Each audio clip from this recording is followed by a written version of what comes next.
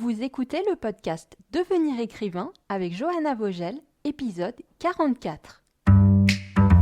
Bienvenue sur Devenir écrivain, le podcast pour démarrer et réussir votre carrière d'écrivain. Et maintenant, retrouvez votre animatrice Johanna Vogel, coach de projets littéraires et formatrice. Bienvenue dans un nouvel épisode de notre podcast. Aujourd'hui, je veux vous parler de concentration. Une fois qu'on a trouvé le temps pour écrire et qu'on s'est enfin mis devant son ordinateur, il faut maintenant essayer de profiter au maximum du temps que l'on s'est donné et d'avancer le plus vite possible dans son texte. Pour ça, il faut être concentré. Et la concentration n'est pas forcément quelque chose d'acquis quand on se met à travailler. Elle peut être très fluctuante, soit d'une séance d'écriture à l'autre, soit même dans une même séance d'écriture. La concentration, on peut dire que c'est le nerf de la guerre de l'écriture, parce que c'est elle qui va déterminer si on a l'impression que l'écriture est difficile ou si au contraire qu'elle aura été facile. Et quand on se donne un objectif dans le temps pour finir son projet, une deadline, savoir se concentrer et rester concentré, c'est vraiment indispensable pour tenir ces échéances. Et j'en profite pour vous rappeler à quel point on vous encourage très fortement chez l'ICAR à travailler avec une deadline pour rendre votre projet d'écriture concret et multiplier vos chances d'aller jusqu'au bout. Je vais vous donner 5 astuces pour essayer d'optimiser au maximum votre concentration dans l'optique d'être le plus efficace possible et d'arriver à atteindre cet état formidable où on est complètement plongé dans son texte et on ne voit même pas le temps passer. Le fameux flow, F-L-O-W, comme on dit en psychologie. Première astuce, éliminez le plus de distractions possible avant l'écriture. Tout va commencer avant que vous ne vous installiez à votre poste de travail. Il faut que vous prépariez le terrain pour être le moins distrait et le moins interrompu possible. Vous voulez vous faciliter la vie au maximum pour ne pas avoir à gérer des coupures extérieures dans votre concentration, parce que je vous promets que vous aurez bien à faire avec les coupures qui viendront de votre propre pensée, et surtout, il vous faudra plusieurs minutes à chaque interruption pour arriver à retrouver la concentration sur votre texte. Donc vous voulez vraiment que ces interruptions elles soient les moins nombreuses possibles. On va se créer un rituel pré-écriture qui consiste à faire la chasse à tout ce qui pourrait venir vous perturber. Vous allez bien sûr l'adapter à votre contexte de vie, mais je peux vous donner de grandes lignes qui vont normalement concerner tout le monde. La première chose, c'est d'éliminer votre téléphone de l'équation. Vraiment, une bonne fois pour toutes, pas de téléphone quand vous écrivez. Votre téléphone, c'est l'appareil par excellence qui est votre source de distraction et d'interruption principale dans votre vie. Vous regardez votre téléphone plusieurs centaines de fois par jour. Vous avez plusieurs centaines de notifications qui vous arrivent. Le smartphone, c'est comme une espèce d'extension cybernétique de vous. Et c'est le trou noir de la concentration. Vous l'avez entendu 40 000 fois, je le sais, mais je vais vous le redire. Il faut que vous travailliez sans votre téléphone. Je veux que vous vous demandiez pourquoi vous ne le faites toujours pas, si vous ne le faites toujours pas. Demandez-vous pourquoi c'est si difficile d'éteindre votre téléphone et de le mettre dans un tiroir le temps de votre séance d'écriture. Est-ce que c'est le côté addictif, de l'avoir à côté de soi comme un doudou, la potentialité de souffler, de faire retomber le stress grâce aux médias sociaux par exemple? Est-ce que c'est la peur que quelqu'un cherche à vous joindre pour une urgence, surtout dans cette période qui est évidemment très anxiogène? Posez-vous la question parce que ça va vous aider à doucement adopter la meilleure stratégie pour y remédier. Pour moi, idéalement, le téléphone, il faut qu'il soit en mode avion ou en mode ne pas déranger, et soit dans un tiroir, soit dans une autre pièce. Je pense que le plus important, c'est qu'il ne soit pas dans votre champ de vision en fait. Il ne faut pas que vous puissiez le voir et surtout, il ne faut pas que vous puissiez l'attraper. Du moment que le téléphone est dans votre champ de vision, tout ce qu'il représente en termes de possibilité de s'évader, de faire autre chose que écrire, va tirer sur votre concentration, va rester là comme une espèce de petite loupiote allumée dans un coin de votre tête. Et alors s'il bip le téléphone, ou que l'écran s'allume, là c'est foutu, parce que nous sommes configurés pour avoir envie de voir ce qui se passe et qui ou quoi nous sollicite. La meilleure chose, c'est vraiment de le mettre à charger dans une autre pièce ou de le planquer dans un tiroir. Essayez de le mettre en mode d'avion ou carrément de le fermer. Et si vous avez vraiment peur de louper un appel d'urgence de l'école de vos enfants ou une urgence médicale, alors mettez-le en mode ne pas déranger pour que les appels passent, mais que vous n'ayez pas les petites vibrations ou vous n'ayez pas les loupiotes des notifications devant les yeux. Si c'est quelque chose que vous avez déjà bien intégré, tant mieux. Et si vous ne le faites pas encore, donnez-vous comme principe de base une bonne fois pour toutes pour votre prochaine séance d'écriture de dégager le téléphone. Et je vous promets que c'est pas gadget, c'est vraiment la base pour la concentration. Même chose évidemment avec toutes les notifications et les distractions possibles sur votre ordinateur. Est-ce que vous avez pris vos précautions pour ne pas être dérangé par quoi que ce soit sur votre ordinateur quand vous travaillez sur votre texte? Vous coupez toutes les messageries qui génèrent des pop-up, des bip-bip, que ce soit votre client email, que ce soit vos programmes de chat, Facebook et je ne sais pas quoi d'autre encore. Il ne faut pas que vous ayez de signal visuel ou sonore qui vont venir casser votre élan d'écriture. C'est vraiment très important. Si votre problème, c'est que vous avez tendance à ouvrir une fenêtre Internet pour aller sur un réseau social, par exemple, quasi en automatique ou dès que le stress monte dans votre écriture, la première chose à faire, c'est de bien repérer l'habitude et d'essayer de la contrecarrer consciemment. Moi, par exemple, pendant longtemps, j'ouvrais Facebook en automatique. Dès que je me mettais à mon ordinateur, peu importe ce que j'avais à faire, j'ouvrais une page Internet et j'ouvrais Facebook. Dans un premier temps, la seule chose que j'ai réussi à faire, c'est m'arrêter une fois que je l'avais fait. C'est-à-dire que j'ouvrais ma page Facebook, mais je me rendais compte que j'avais fait ça en automatique. Et plutôt que d'aller consulter la page, je fermais la page. Et au bout d'un moment, à force d'ouvrir la page et de la fermer tout de suite, j'ai réussi à intercepter l'envie plus tôt, avant que ce soit automatique, et à ne plus ouvrir la page. L'autre chose qu'on peut faire, c'est installer une de ces applications qui bloquent les sites web pendant un temps. Ça va bloquer l'accès à Facebook, ça va bloquer à tout site que vous allez programmer pendant 1, 2 ou 3 heures pour n'avoir que votre logiciel de traitement de texte et d'écriture qui soit ouvert. C'est une méthode que certains auteurs utilisent et que beaucoup utilisent sur leur téléphone aussi pour bloquer les sites de réseaux sociaux pendant leur temps de travail. Toujours dans l'idée d'éliminer les distractions et les interruptions avant qu'elles surviennent, il y a la question de votre environnement de travail. On va faire en sorte, dans la mesure du possible, de préparer sa concentration en s'installant dans un endroit où on a le plus de chances de ne pas être dérangé et le plus de chances de ne pas avoir facilement accès à des choses qui pourraient nous distraire. Évidemment, ça va dépendre des conditions de vie de chacun, mais dès qu'on le peut, ça serait de travailler dans une pièce fermée si l'on ne vit pas seul et de demander le soutien de ses proches pour qu'ils comprennent que pendant nos séances d'écriture, on n'est pas là. C'est comme si on était en entretien professionnel. Rappelez-vous que vous voulez écrire avec une posture professionnelle. Vous allez vite comprendre que c'est mes mots préférés, posture professionnelle. Donc rappelez-vous que vous voulez traiter l'écriture comme un rendez-vous professionnel. Je coach beaucoup d'auteurs qui doivent écrire avec leurs enfants à la maison, surtout en cette période, et je sais que c'est parfois difficile de faire respecter cette règle. Mais il ne faut pas partir perdant. Il faut vraiment essayer d'avoir le soutien de ses proches à ce niveau. Éventuellement, vous pouvez investir dans un casque ou des écouteurs anti-bruit, si vous en avez les moyens, parce que c'est un peu cher. Mais on a des retours vraiment plutôt positifs des auteurs qui ont testé cet appareil et qui arrivent mieux à s'isoler dans des environnements qui sont trop bruyants. Le plus possible, travaillez assis à une table ou à un bureau et pas couché et pas assis sur le canapé avec l'ordinateur portable sur les genoux. Le niveau de concentration il sera vraiment incomparable quand vous êtes assis à une table en position de travail. Même si vous avez l'habitude d'écrire sur le canapé, dans un fauteuil ou dans le lit et que vous arrivez à le faire, je vous promets que votre concentration ne sera pas la même. Dans la mesure du possible aussi, tournez le dos à la télé, c'est comme avec le téléphone portable. Si vous pouvez éviter d'avoir la télé dans vos champs de vision, c'est mieux. D'ailleurs, si vous avez tendance à vous lever toutes les 5 minutes pour piocher dans le frigo, évitez aussi de faire face à la cuisine si vous le pouvez.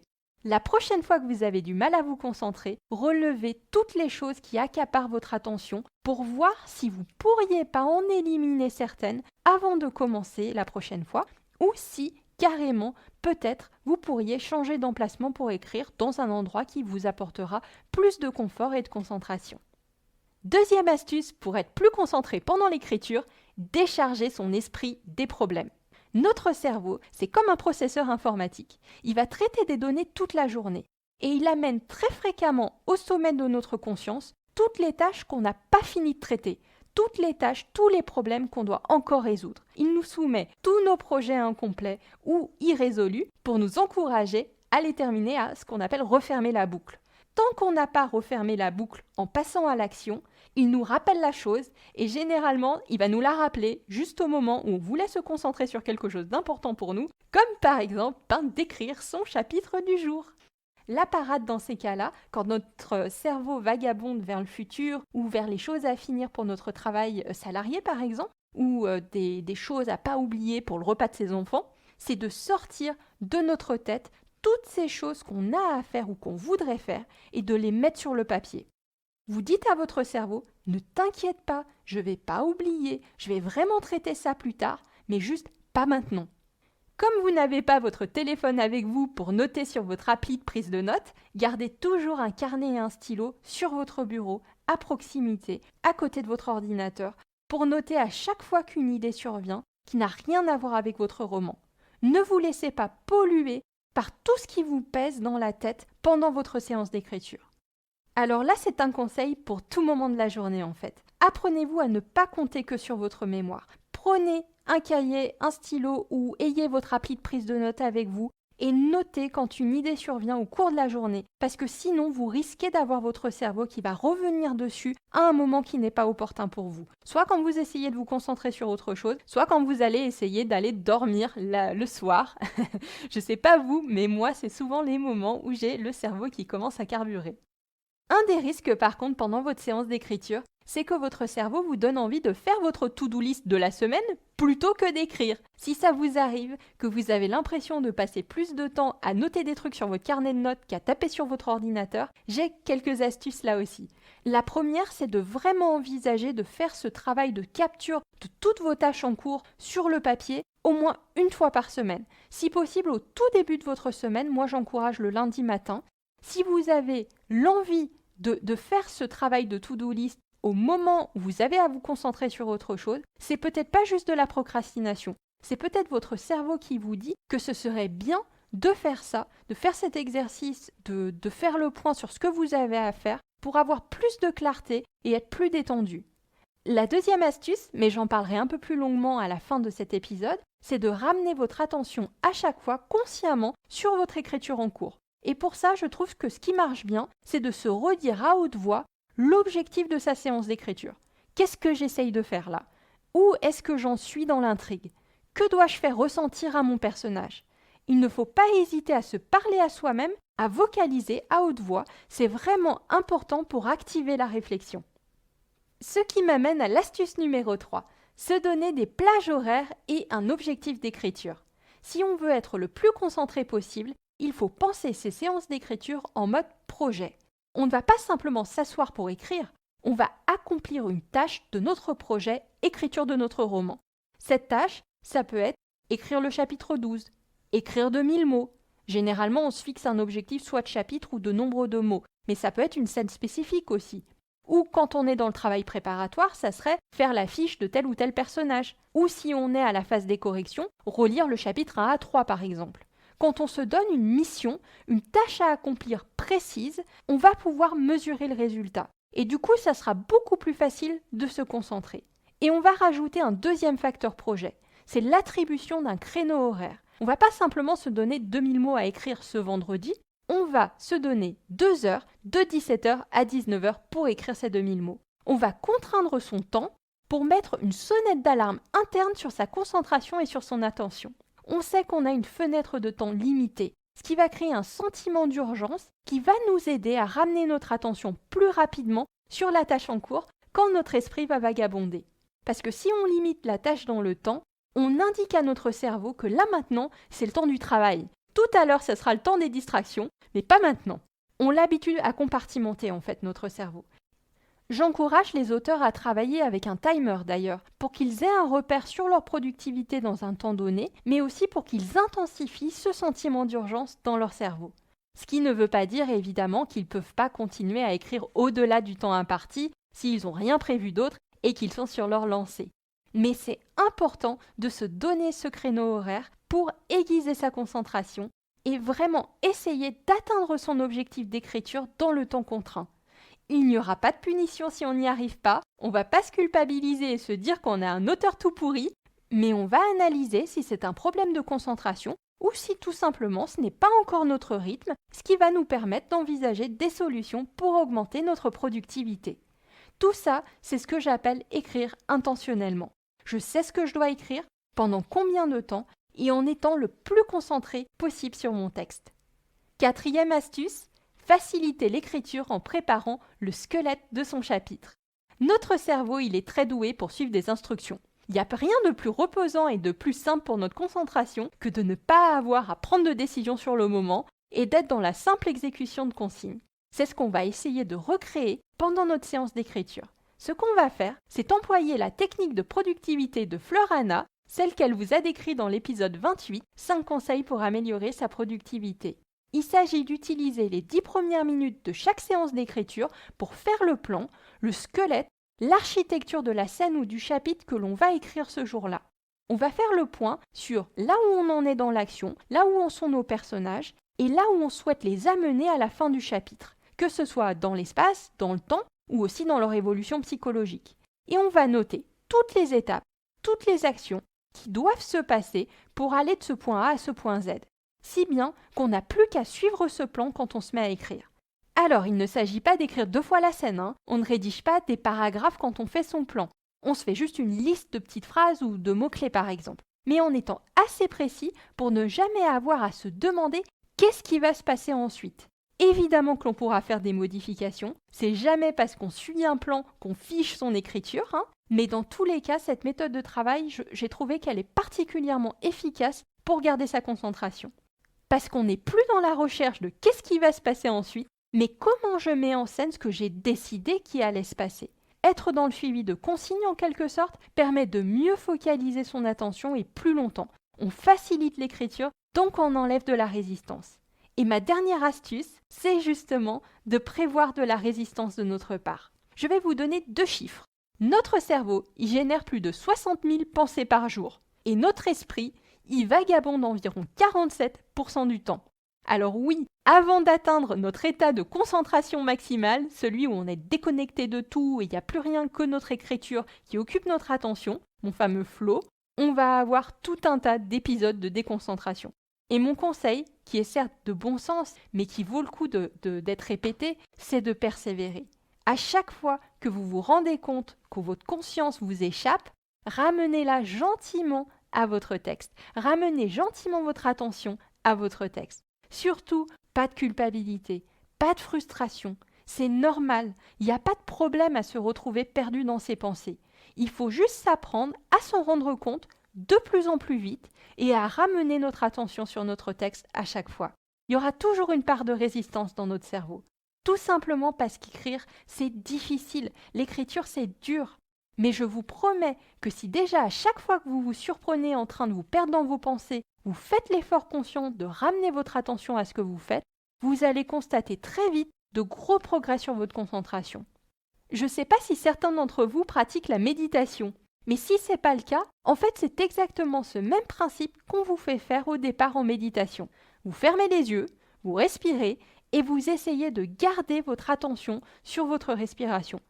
Votre esprit va commencer à partir, il va partir très loin sur telle ou telle chose, et votre boulot, ça va être de vous en rendre compte et de ramener votre attention sur votre souffle. D'ailleurs, j'ai eu beau lire 10 livres sur la concentration, à chaque fois la seule pratique qui fait l'unanimité pour améliorer sa concentration, c'est la méditation. Alors vous savez ce qu'il vous reste à faire? Vous allez me télécharger une appli gratuite de méditation, genre Petit Bambou ou Headspace si vous voulez qu'on vous parle en anglais, et vous méditez au moins 3 à 5 minutes chaque jour. Pas plus au début, c'est pas la peine d'essayer de faire plus. Mais rien que ça va vous permettre d'améliorer votre concentration. C'est la chose que vous pouvez faire pour vous aider à améliorer votre concentration. Voilà, j'espère que cet épisode vous permettra de vous lancer dans une prochaine séance d'écriture dans de meilleures conditions. On aura très certainement l'occasion de reparler de concentration et de productivité pour les auteurs, parce que c'est un de mes sujets préférés, c'est un des sujets qui me passionne, mais surtout c'est un sujet essentiel quand on veut passer à la vitesse supérieure et se professionnaliser. Si vous avez un compte iTunes, vous pouvez me faire une petite faveur et aller laisser un commentaire, une review sous cet épisode sur iTunes. Plus nous aurons de commentaires, plus notre podcast sera visible pour que de nouvelles personnes puissent le découvrir. Nous vous remercions vraiment de votre soutien semaine après semaine. Surtout, n'hésitez pas à nous poser toutes vos questions et à nous soumettre vos sujets pour des prochains podcasts. Notre adresse email, c'est contact@licar.fr. Je vous souhaite une très bonne semaine et surtout une très très bonne santé. À bientôt! Vous voulez devenir écrivain? Téléchargez sans plus attendre le guide écrivain mode d'emploi sur le site licares.fr, licares.fr. Ce guide vous donne les 4 étapes fondamentales pour progresser